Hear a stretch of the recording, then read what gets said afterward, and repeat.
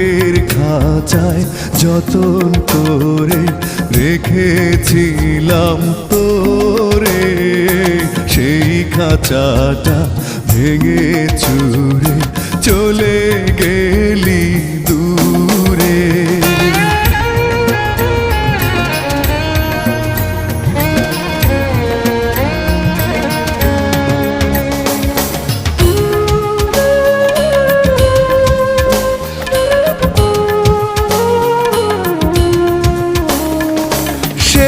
বিকেলের সূর্য যখন আকাশটাকে টিপ পড়ায়, তোর ছায়াটা